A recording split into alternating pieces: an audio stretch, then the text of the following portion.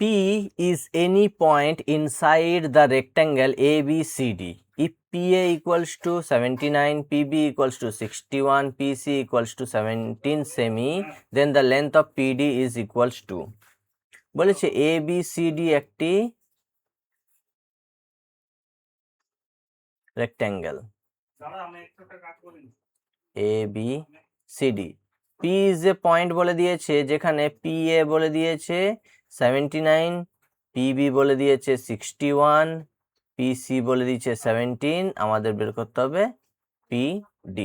যখন এরকম দিবে তখন এই সূত্রটা মনে রাখতে হবে PA square plus PC square equals to PB square plus PDA square. তাহলে PA স্কয়ার কত? 79 স্কয়ার। PC স্কয়ার কত? 17 স্কয়ার। PB কত? 61 স্কয়ার। আমাদের PDA স্কয়ার বের করতে হবে।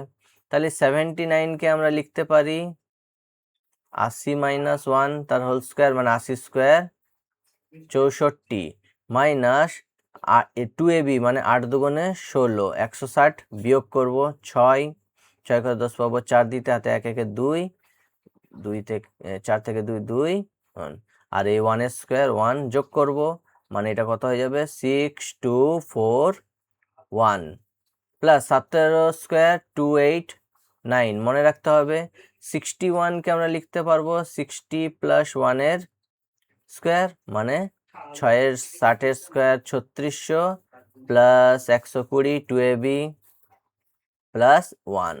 তাহলে এখানে 1 2 7 3 কত 3721 প্লাস PD স্কয়ার। তাহলে এইবার আমরা এটাকে যোগ করব 289 তাহলে 9 একে 10 এর 0 হাতে 1 8 একে 9 9 4 13 3 হাতে 1 2 একে 3 3 2 5 6530।